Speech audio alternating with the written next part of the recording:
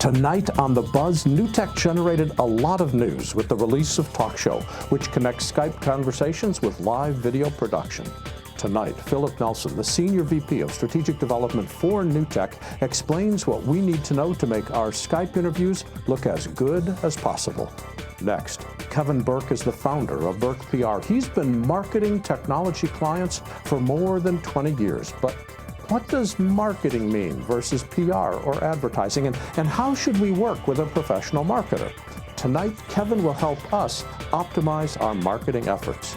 Next, the Geeky Awards are tonight. Kristen Nedopak, the founder of the Geeky Awards, explains what they're all about. Then, we go live to the awards and join Madison Mills at the show to meet the presenters and nominees. This will be a fun night. All this plus a BuZZ flashback and a tribute to Bruce Nazarian. The BuZZ starts now. Tonight's digital production BuZZ is brought to you by Otherworld Computing at MacSales.com and by ZenData at ZenData.com. Since the dawn of digital filmmaking, authoritative. One show serves a worldwide network of media professionals. Current. uniting industry experts, Production. filmmakers, Post-production. and content creators around the planet. Distribution. From the media capital of the world in Los Angeles, California, the Digital Production Buzz goes live now. And welcome to the Digital Production Buzz, the world's longest-running podcast for creative content producers covering media production, post-production, and marketing around the world. Mike, it's good to have you back, by the way. It is good to be back. I had a good excuse last week, though, but I won't tell you all about it now. No, I think it's some things are better left kept private. By the way, tonight is the Geeky Awards over at Club Nokia in downtown LA. Have you been paying attention to these? No, we actually had Kristen on about 3 months ago talking about the Geek. That was the first time I ever heard about it. So I looked into it, and I looked into it again today. It's a big deal. It is a big deal. I mean, it is a big deal. So I congratulate her on doing this. I mean, they had a lot of good people. Kevin Smith is going to be there. A lot of really good people. A lot of people that I listen to. And how come you're not up for an award? Are we not part of that whole scene? Well, I didn't realize until yesterday when I chatted with Kristen that you have to enter yourself. And we just are like the Emmy Awards, just like the Academy Awards. So humble, and we are so shy and retiring. We didn't nominate ourselves, so therefore. Well, if you did, you would win. I think I would take second fiddle to the co-host. I think you would be the key. No, Larry, you would just be down there. Actually, probably you should be down there just interviewing the people on the red carpet. But we are interviewing people. Okay. Madison Mills, who does a lot of the videos for USA Today, is our host at the red carpet at the Geeky Awards. We've got a team of 6 people down there. Seriously? That's really cool. It is really neat. So we're going to be feeding stuff back from there for our third segment today. How's this working, or do we have time to even talk about that?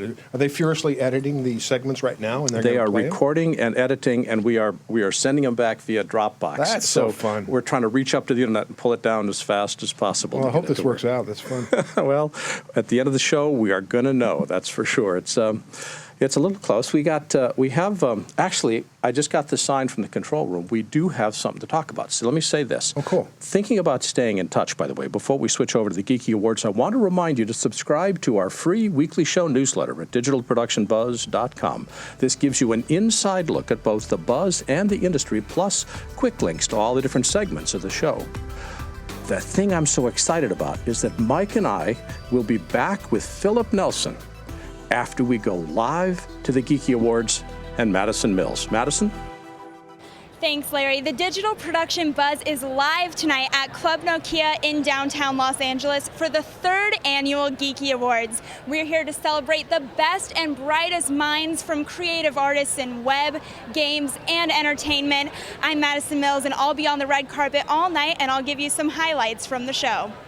Still to come on the Buzz, Philip Nelson, Kevin Bourke, Kristen Nedopak, and the Geeky Awards, the BuZZ Flashback, and a tribute to Bruce Nazarian.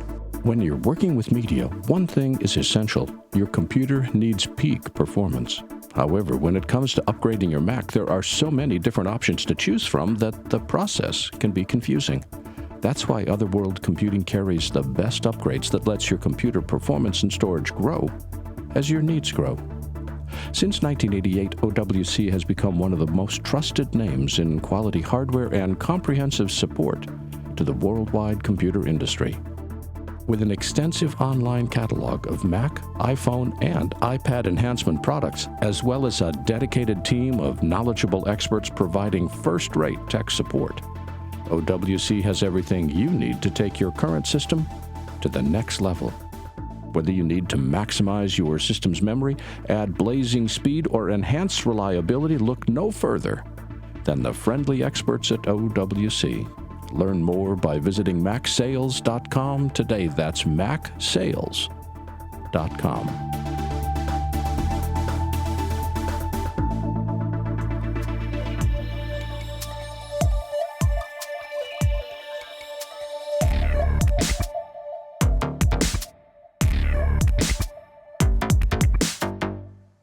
Video interviews via Skype are becoming more and more frequent on television and on the web. Philip Nelson, the Senior Vice President of Strategic Development at NewTek, joins us tonight to showcase their new talk show hardware and explain what we need to know to make Skype interviews look as good as possible. Hello, Philip. Welcome. Hey, how's it going, man? We are really looking forward to chatting with you about this because making Skype look good is one of the things that we're all interested in. But before we talk about Skype, let's position you. How would you describe your position at NewTek? I'm the Chief Relationship Officer, which the easiest way to describe that is that, I handle a lot of our celebrity and VIP accounts. Well, that sounds like it's truly boring and completely uninteresting. I like that. The celebrity accounts, it's Larry Jordan. Larry Jordan is now a celebrity. I feel honored. Well, Mike has been a celebrity for a long time. I think that's pretty cool. Philip, I want to talk principally with you about the talk show hardware that NewTek just released, which connects Skype video to live productions. In fact, we're using the talk show tonight for your interview. But first, Skype is owned by Microsoft. Why is NewTek even interested in Skype? Well, everybody needs a way to get guests into their show. I mean, we live in a world now where remote guests are very important. I mean, just like we're doing right now. And so Skype is the leader. There are over 300 million Skype users worldwide. And now with a talk show, you can have any of those 300 million guests as a guest on your show. Okay, so now that you've shifted gears into the talk show, tell us what the talk show is. Well, the talk show is a single rack unit broadcast interface for Skype. Very simple product. Very easy, relatively easy to set up. The only challenges you do face from time to time are IT issues. But if you can accept a Skype call, you can bring in a guest live through TalkShow. Well, I will admit that we are bringing you in live through TalkShow because we have serial number 2. Serial number 1 went to Microsoft and serial number 2 went to us. So we're very excited about being one of the first 2 people to use the TalkShow. What do you like best about it? Because I have things that I don't particularly like that I want to chat with you about, but I'm going to give you a chance to set all the good stuff up first. Well, the good stuff is it's a low latency remote guest solution.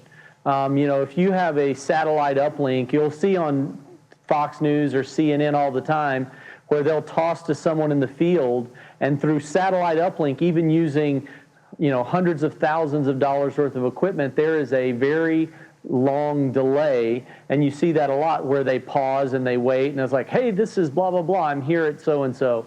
And so with Skype, I mean, it's very easy to get latency that is less than 200 milliseconds. So you can truly have a conversation instead of toss to someone out in the field, wait for things to catch up, and then they start talking. That's my favorite thing. And also, you can do a high def live feed through Skype, and it looks fantastic if your system's set up correctly. We will talk about that in just a minute. Mike, you had a question? I'm ready for those questions. I know. I'm going to get there. I promise. No, we'll stay positive here before we get negative because I have a couple questions a little bit later on. So go ahead. Number one, I don't want to pick on you, and I definitely don't want to turn this into a tech support call, because that bores everybody except the people doing a tech support call. But about 2 weeks ago, I wrote a review of the NewTek talk show that we've been using for the last 6 months. And there were four key areas that I had concerns about. One was the price point, because it's priced at $39.99. 2, it only supports one Skype call at a time. We can't have multiple calls going at once, even if we have the bandwidth. The installation, sir, needs help. And number 4, there's poor image quality and poor image scaling, which means that we're not taking advantage of the high-def picture that you talked about with Skype. Right. So those are my 4 knocks against it. Which ones do you want to talk about first? You know what I love about knocks is if you can solve them, then you're now our biggest champion on the planet, right? Absolutely correct. And we spent the money because we absolutely believe in NewTek. We absolutely believe in Skype. And what we have been disappointed in is the execution so far. But that doesn't mean that I'm against the box. I'm looking forward to it. I'm going to save number 0.1 for the end. You know, we're doing, talking about who's using these systems. We've sold thousands of these talk shows, and they're all over the world now. One of our biggest projects we're doing right now is a live television show on NBC with Neil Patrick Harris called Best Time Ever. There's a segment where they take 3 or 4 talk shows and hide them in people's houses, and they do a hidden camera karaoke segment. And it's 720p live out of their house with SDI cameras. And it really is an amazing segment. It's been one of the most popular segments on the show, and it's really, really awesome. We have these in CNN. We have them, in CBS affiliates and ABC affiliates and tech shows. So they are truly all over the place now.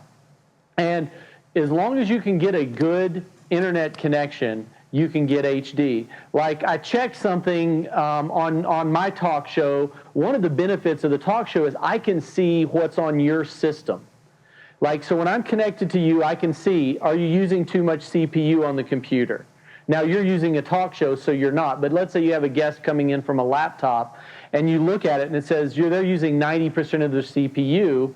You can say, hey, quit playing Minecraft, or shut down whatever's in the background because it's taking too much CPU, which drops, your quality. You can see what type of connection you have.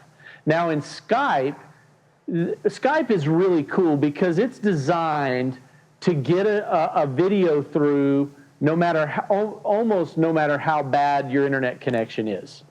And so what it does is there's 2 types of connections in Skype, and this is one of the problems you're having. I could see it from my system. UDP is what you want. If your firewall is set up incorrectly and it's blocking traffic on the ports that Skype needs, the way Skype works is when you call me, it goes through the general internet to connect us. And once we're connected, it tries to bypass the general connection of the internet and go straight to a UDP connection. And what that does is that's what allows you to get the 720p and the high def.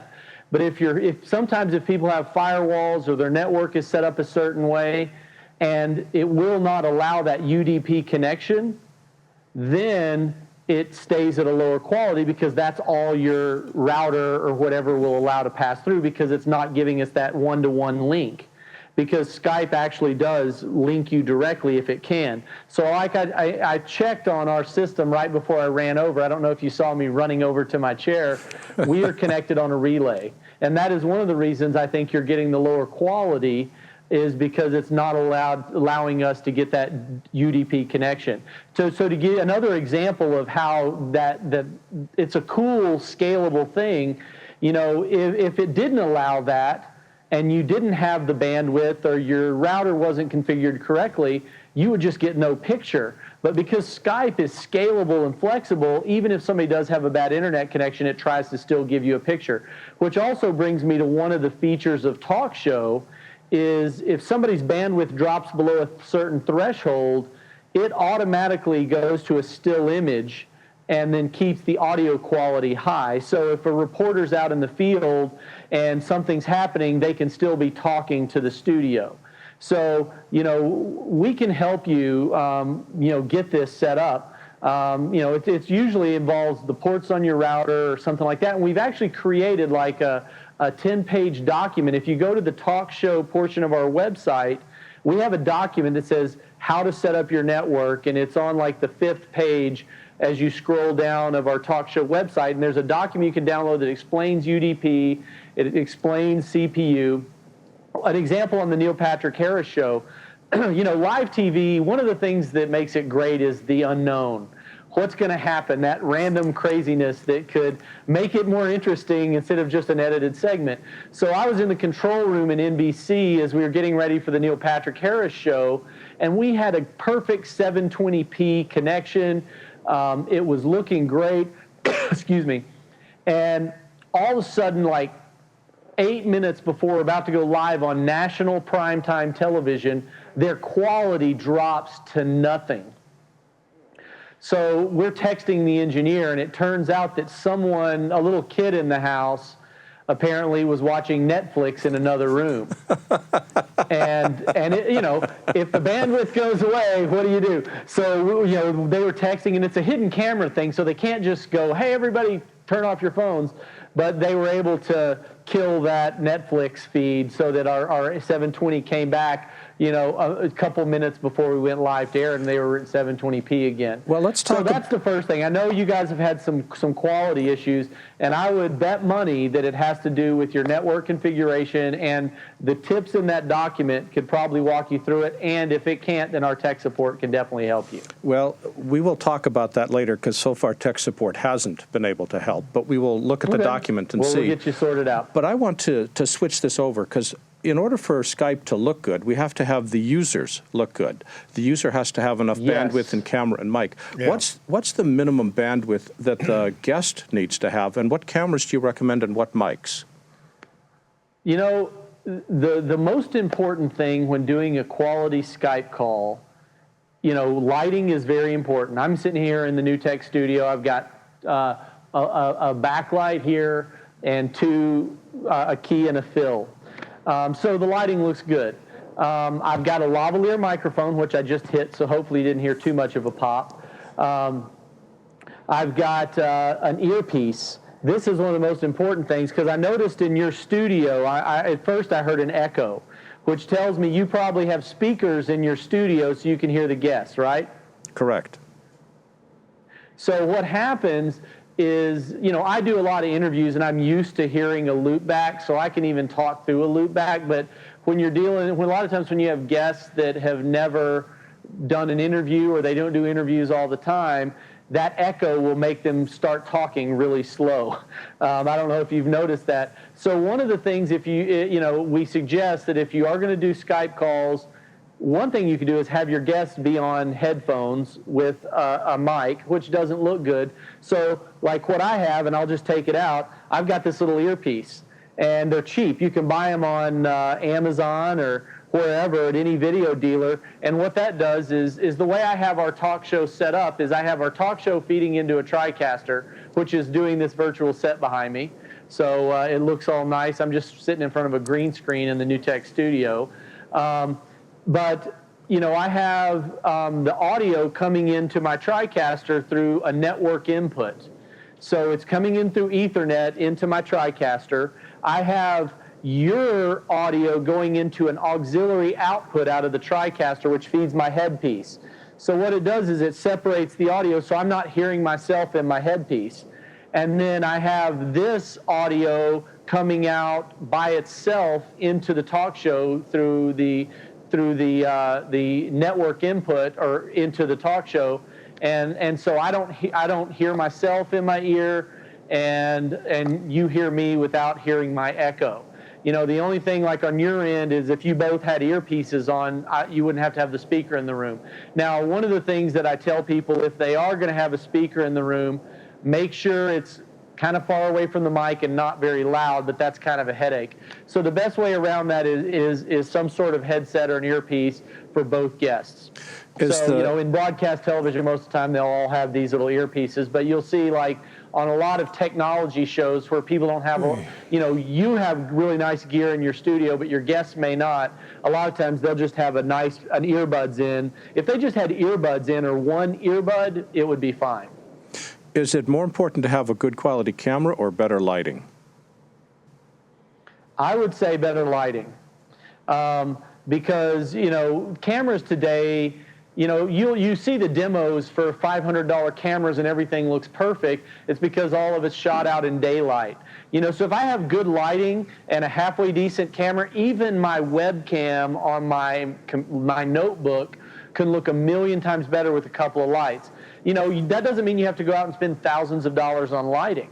You could actually just position some lamps in your room correctly and really increase the quality of your lights. Philip, I love talking about all this stuff, but we're going to have to let you go. Where can people go on the web to learn more about the TalkShow unit itself? Well, before I tell you that, I'm going to tell you one thing. We read your interview, and we've done something that you're going to love. And that is? Starting this week, we have announced a new promo for TalkShow for $29.95. So we knocked $1,000 off the retail price. Thank you. And that is a special Production Buzz influenced promo. And it's available through the end of the year at that price. And we've noticed that a lot of people want more than one, and we wanted to make that price more aggressive for those people. But if they would like more information on the TalkShow, or how to properly configure their network or their settings, they can go to www.newtek.com. And Philip Nelson is the VP of Strategic Development for NewTek. Philip, this has been a wonderful chat. Thank you so much for your time. Philip. Bye-bye. Thanks, guys. Good hanging with you.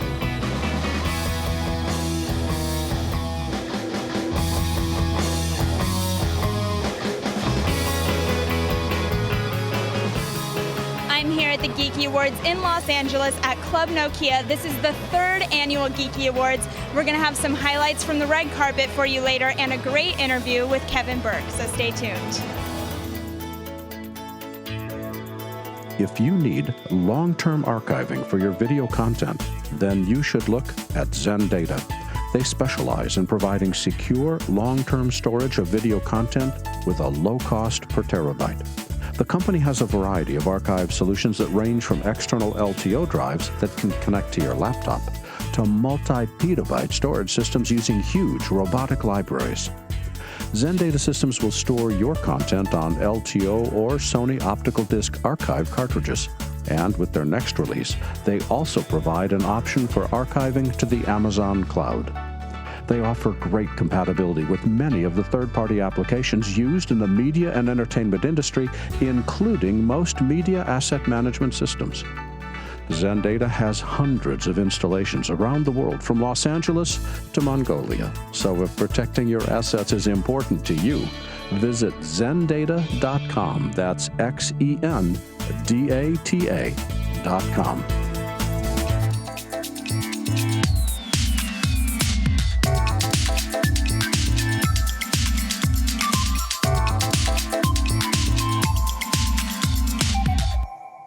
Kevin Bourke, the founder and principal of BourkePR, has nearly 30 years' experience in technology public relations. He's a marketing consultant to some of the most innovative tech companies in the visual effects, post-production, and production technology markets. Hello, Kevin. It's good to have you back. Larry, it's great to see you. Hi, Kevin. Kevin's in the corner. He looks like he's in the corner. He's been put in the corner. Kevin, you should not be in the corner. Only Michael would notice that Kevin is in the corner. He is in the corner. I was admiring the fact that he was wearing a clean shirt. I thought this was a good start, too.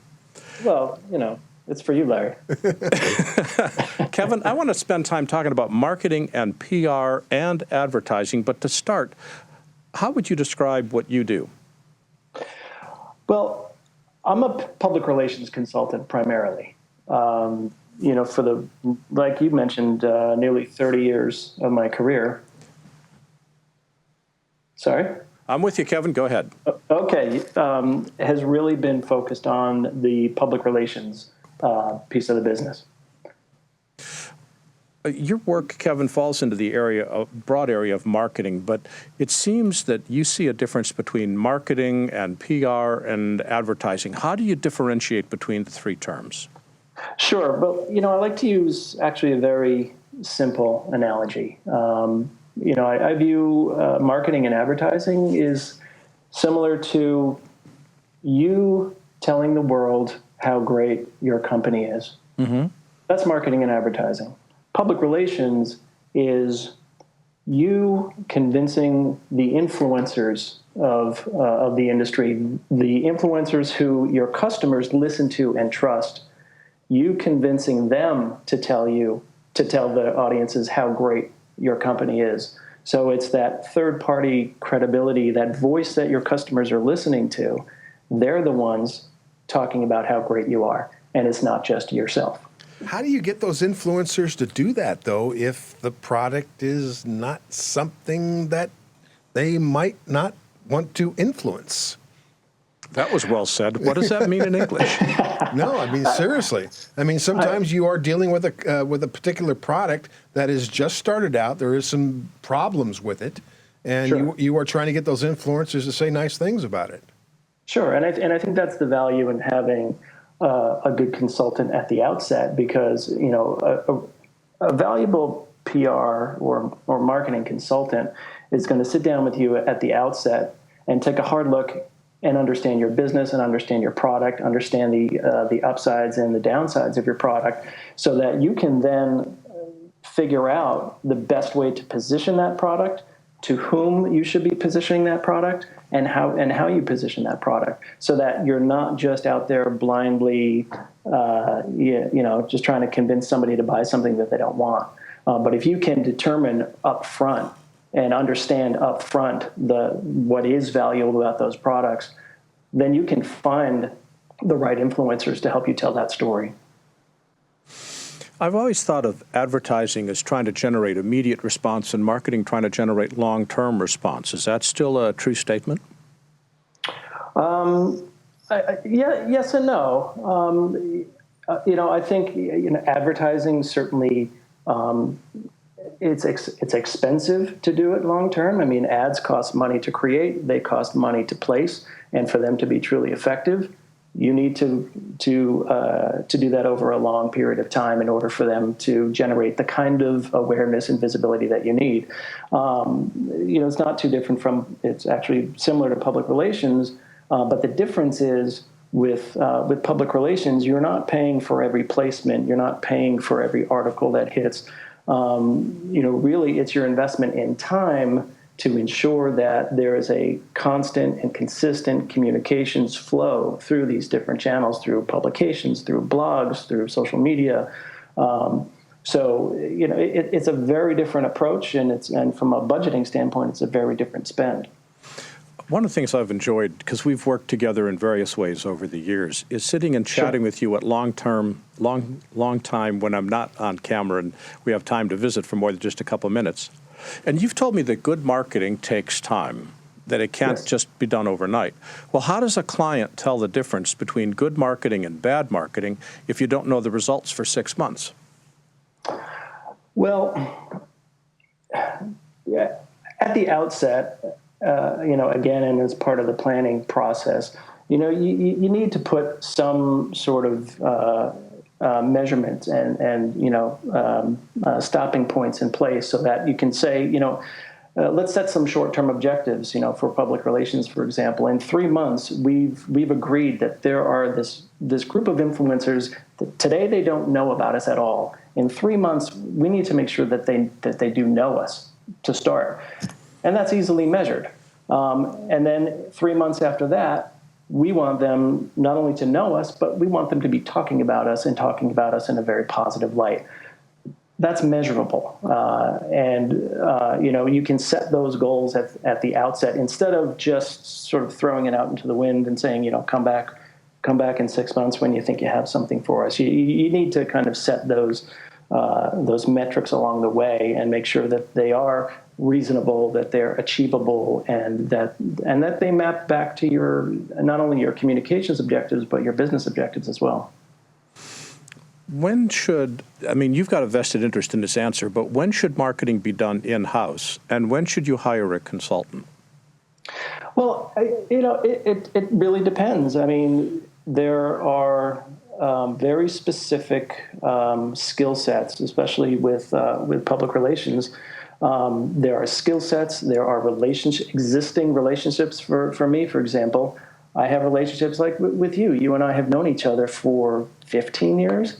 I carry with me these relationships that I have fostered over many, many years, and I can leverage those on behalf of my clients. Now, if you're in-house, if you're and you don't have that, well, it's very difficult to start from scratch and say, okay, now I have to, who do I meet, who do I talk to, and start to build those relationships.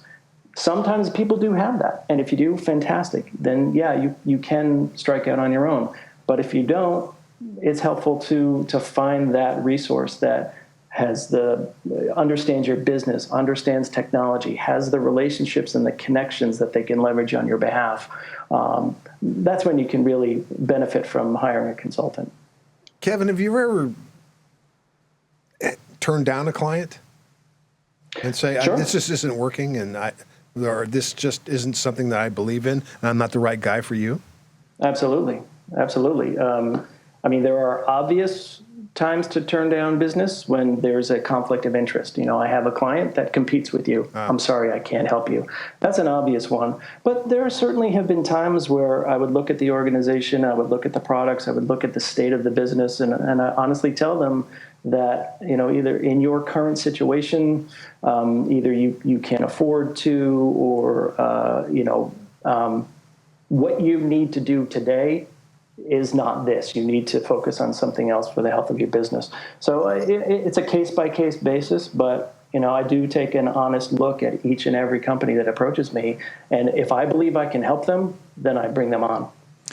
Kevin, let's wear a filmmaker's hat, and let's say a filmmaker comes to you and says, I'd like your help in putting a campaign together for my next project. Clearly short-term. How long does it take to build a marketing campaign for a film?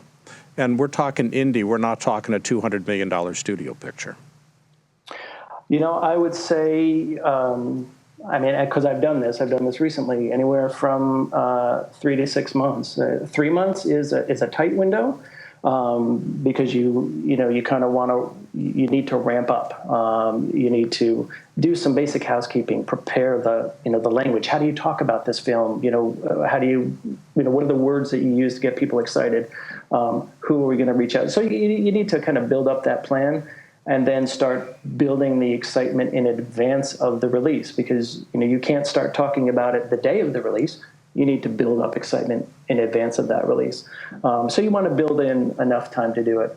I've done it successfully in 3 months, but 3 to 6 months is probably a smart time frame. Where does social media fit into a marketing plan? Is social media everything, or 50%, or you just sort of stick your toe in the water? Social media it's never the silver bullet. I do believe it's very powerful. I also believe it's very powerful in our market segment, in production and post-production. We have a very active Twitter community, for example. I think it's one of the things that you need to do, but I also believe that you need to be smart about it. You need to be genuine. You need to understand how to interact with the community in social media. It's not just a broadcast mechanism where you spout your messages and don't engage with your audience. You need to really understand who you're talking to and who you're engaging with. But it's definitely a very powerful way to connect with your potential customers and audiences. Kevin, for people that want more information about you and the work that you do, where can they go on the web? You can find me at BourkePR.com or follow me on Twitter. And that's BourkePR, BourkePR.com. And the founder and principal for Bourke is Kevin Bourke himself. Kevin, thanks so much for joining us. We're looking forward to seeing you again and getting ready for all the trade shows next year. You take care. Thanks, Kevin. I'm looking forward to it. Thank you so much. Me too. Take care. Bye-bye. Take care.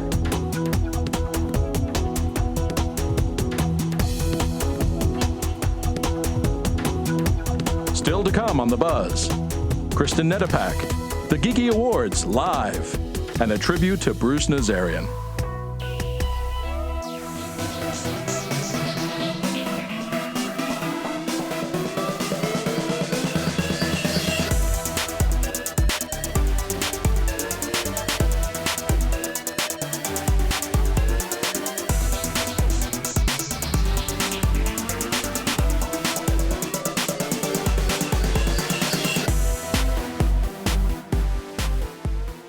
My focus for this class is not to teach you how to design with Photoshop. Design is beyond my skills, but I can show you how we can take existing images and edit them. And talking about digital photography and still images and manipulating them in Photoshop is what today's session is all about.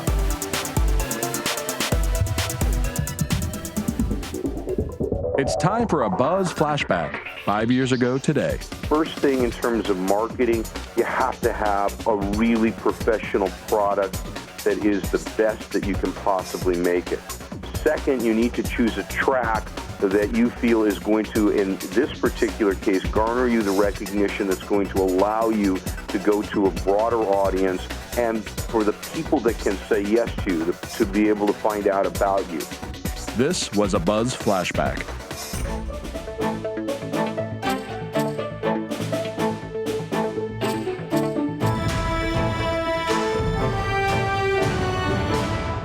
Kristen Nedopak is the host of her own YouTube channel and has recently won Best Host at the IWA TV Awards. But what makes her most special is that she is the creator and the executive producer of the Geeky Awards that honors gaming, comics, and indie film content occurring today at Club Nokia in LA. Hello, Kristen. Welcome. Hi, how are you? We are delighted to be talking to you. We're covering the Geeky Awards tonight on The Buzz. Our reporter, Madison Mills, is at the scene on the red carpet. But before we hear from Madison, I want to have you set the scene. How would you describe the Geeky Awards? Oh, wow. Well, the Geeky Awards, first and foremost, is for independent creators, but we also... it's an award show for geeks. And so we sort of have this combination of people that have never been at an award show. This is their first time hitting the red carpet. This might be their first win. So it's this excitement of something big and watching them really sort of, take off. And at the same time, we've got Kevin Smith. We are literally just announcing that we have Ernie Hudson also presenting an award. So we've got this slew of geek talent that's coming to present these awards to these creators. And so we've got the fans. It's just one big sort of geek festival, if you will. Feels sort of like a big family reunion of geeks. So how does someone get considered for an award? Well, earlier in the year, in the spring, we opened for submissions for about 3 months, and everyone submits themselves. So that way, it's not based on popular votes. It's not based on us going out and only looking at people that we know about. This is sort of how we get unseen talent. And then, of course, I'm out there scouting people. I'm going to conventions. If I see somebody that's amazing, if I talk to you, you should definitely enter the show. I have a habit of choosing people that definitely go on to become nominees. And of course, I'm not part of the judging process, but I think I have pretty good taste. So if I talk to you, you should definitely enter. What's happening on the red carpet? Oh my gosh. It's usually a madhouse. This year, we have opened it up. We usually have presenters and nominees, and this year we've actually opened it up to a lot more talent. So we've got our player piano nominee is actually bringing in like a Nintendo-built, custom-designed piano that's for photo ops, and it's just really manic. I mean, when Kevin Smith shows up, or Ernie Hudson shows up, or Stan Lee, if he decides to come, which he usually does, it's just, there's fans, there's people screaming. It's such a fun, I don't know, that's the point in time in the day when I'm done with setup and we're done with rehearsals, and I walk outside and I go, it's begun. Pretty crazy. Thanks, Kristen. When we first heard of the Geeky Awards, we realized this was a perfect event for the Buzz to cover. So today we sent Madison Mills and the rest of the Buzz team down to Club Nokia to see what's going on. Hello, Madison. Thank you, Larry. I'm here at Club Nokia in Los Angeles, where we're celebrating the 3rd annual Geeky Awards. We're here to celebrate creative artists from web, games, and entertainment. And I'm here with some of those artists right now. Raina and John Merritt, you guys must be so excited to be here. Tell me, what category are you nominated for tonight? We're in the Toys and Craft for Tentacle Kitty. And what is Technical Kitty? Tentacle Kitty is a kitty from another dimension. She just happens to have tentacles. Yes, and we have a webcomic online. It's at tentaclekitty.com. And we're also in pre-production of the movie. Yeah. Can you give us a preview of the movie, or is it a secret? It's definitely a secret. So, what's it going to feel like if you guys get up on that stage and win tonight? I will be really lucky if I don't pass out, because I'm kind of shy, so yeah, it's going to be, I really hope we win, and I'm very excited. Can you tell us a little bit of what you'll say on stage if you win tonight? Nope. You'll just have to wait. Well, thank you guys so much. Yes, thank you. All right, I'm here with Dante Basco. Dante, tell me a little bit about your obviously incredible career. You were in Avatar. What was that experience like? Yeah, you know, it's great to be at the Geeky Awards. I have some geeky roles that are, appreciated by the so-called geeks, myself being one included. So, of course, Avatar Last Airbender, where I played the misunderstood Prince of the Fire Nation, Prince Zuko, which I love. It's been a really phenomenal hit for Nickelodeon, and it's kind of like the new Star Wars for a new generation in a way, how the world has been created, this new world. And then, of course, all my throwback fans that are big fans of Rufio from the movie Hook. So shout out to all the lost boys and lost girls out there. And so tell me a little bit about what you're doing now. Right now, continuing to work as an actor in LA. I have a film coming out called Head Thieves, which I'm really proud of. And I also have a production company called Kinetic Films. We do Asian American Pacific Islander films. And you can see our first 3 releases online right now. Man Up with Kev Jumba, Justin Chon. Hang Loose with myself and Kev Jumba. And then also our dramatic film, which is called Paradise Broken. So continuing to work on both sides of the camera, in front of and as a writer-producer. That's so great. So obviously you've made it. You're at the top. You've done the thing. What would you say to the haters out there who maybe didn't let you embrace your geekiness from a young age?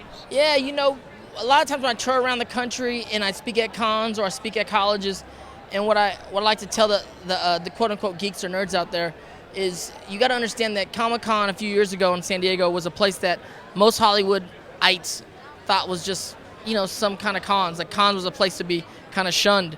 But what you realize now, the nerds and the geeks are actually the arbiters of taste of Hollywood.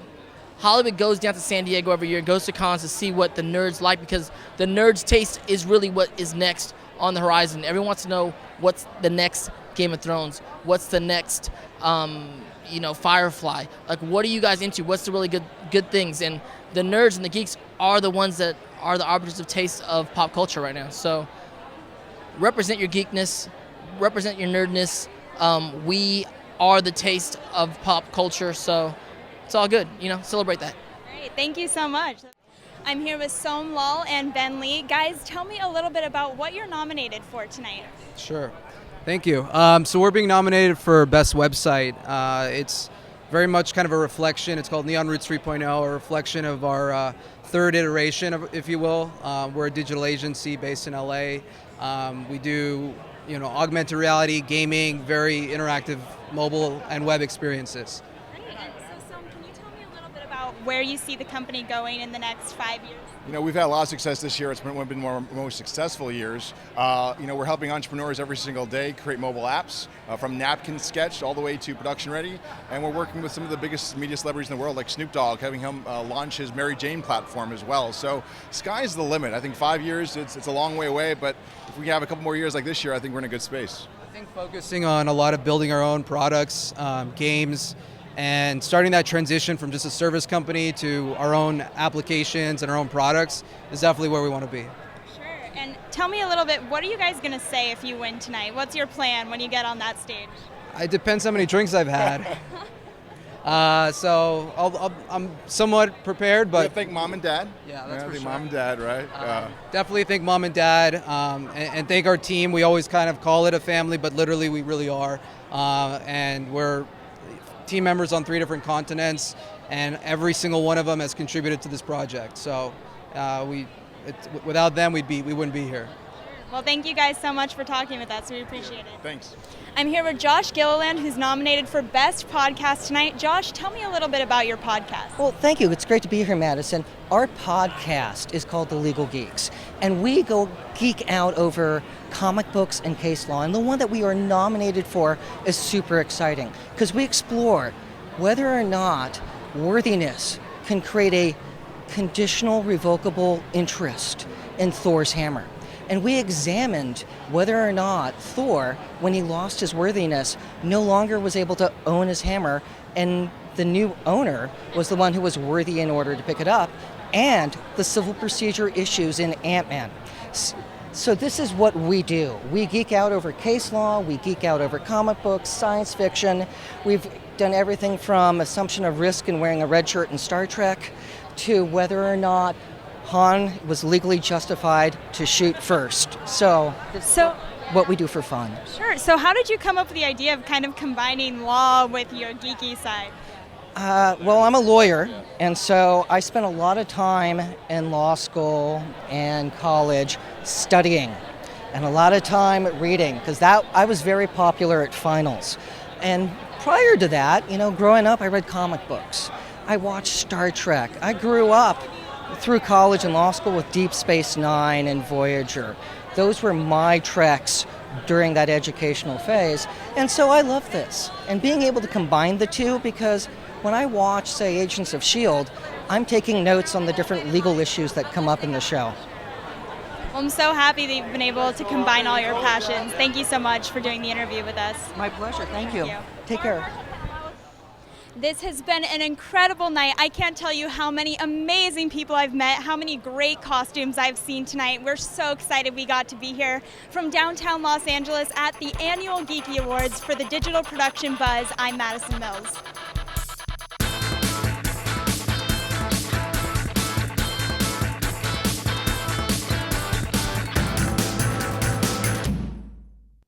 Bruce Nazarian was a longtime contributor to the BuZZ who passed away last Friday. Bruce was a good friend to Mike and myself and many in the BuZZ audience. This is our tribute to Bruce Nazarian. Bruce Nazarian is the president of the DVD Association, as well as being a guru on all things DVD. And I love Bruce. And he's a great guy. And Serena himself said he has a killer smile in his photograph. So what more could we ask? Bruce, good to have you with us. Hello, you guys.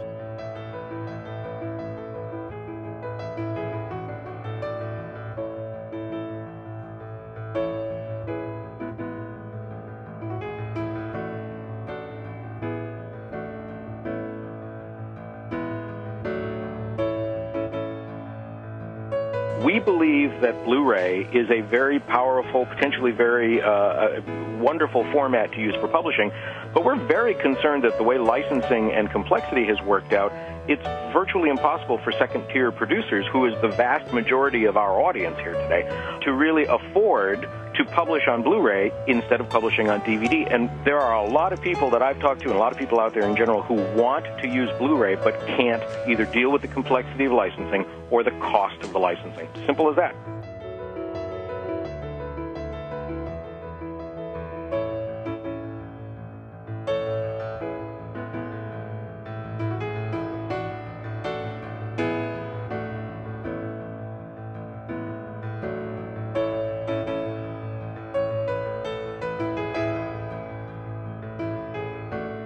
The biggest continuing change that we've had, of course, is the migration away from analog to digital, and that means digital recording, digital mixing, digital synchronization, everything under the sun. Although, interestingly, we're kind of coming a little full circle in that the pendulum swung very much to synthesizers and samplers for a while, and now people are beginning to reappreciate the fine art of a well-played musical instrument done by a good-playing musical ensemble. Great players, great instruments.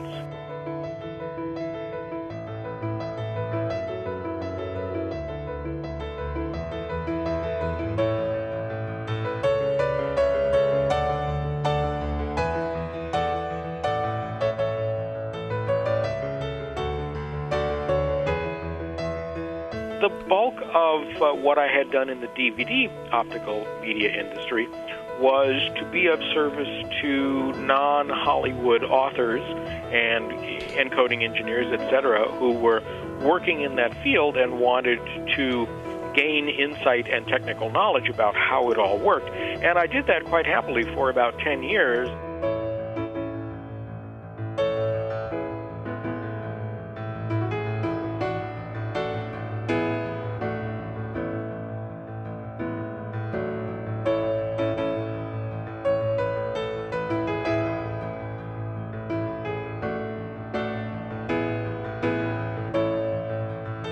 Well, music's in blood, and it's part of my DNA, so no matter how technical I get from one side of the brain, I always keep getting yanked to the creative side, the other side of the brain, and reminded that first, last, and always, I was put on the earth to be a musician. Yeah. So I'm going to do it again.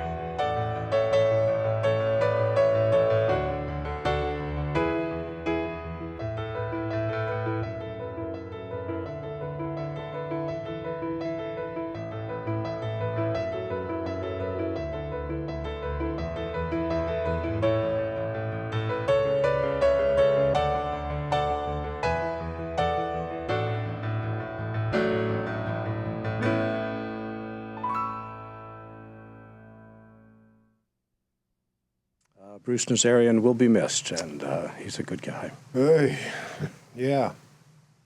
Yeah, we did talk a lot about having that lunch, and we never did have that lunch because I knew, as you did, I knew Bruce as the DVD guy.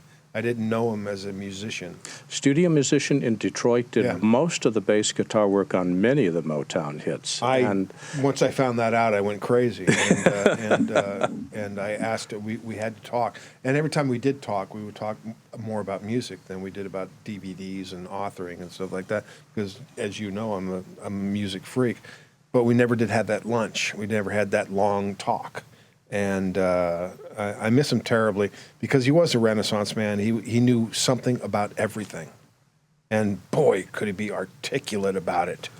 He could, you would never, ever have a debate with Bruce Nazarian because he would always win. Even if what he was saying was wrong, he would articulate it so well. He was one of a kind. Yeah, he was the best. Yeah. We'll have that tribute posted to the web, so you'll be able to look at that coming up a little later tonight. I want to thank our guests for this evening, Philip Nelson, the Senior VP at NewTek, Kevin Bourke, the CEO at BourkePR, Kristen Nedopak, the CEO of the Geeky Awards. There's a lot of history in our industry, and it's all posted to our website at digitalproductionbuzz.com. Here you'll find thousands of interviews, all online and all available to you today, plus our free weekly newsletter. Our theme music is composed by Nathan Doogie Turner with additional music provided by smartsound.com. Text transcripts provided by Take One Transcription. Visit takeone.tv to learn how they can help you. The tribute to Bruce Nazarian was edited brilliantly by Brianna Murphy. Our Geeky Award coverage was produced by James Castle Stevens, hosted by Madison Mills, with technical help of Alex Hackworth, Joseph Kim, Ty Moss, Kate Yeesh, and Alex Corey Wright. Our supervising producer is Serena Catania. Production team led by Megan Paulos, Ed Golia, Keegan Guy, Lindsay Lubert, and Brianna Murphy. On behalf of Mike Horton, my name's Larry Jordan, and thanks for watching. Goodbye, everybody. Goodbye, Bruce. The Digital Production Buzz was brought to you by Otherworld Computing, providing quality hardware solutions and extensive technical support to the worldwide computer industry since 1988. And by Zen Data, who provides highly competitive digital video archive solutions.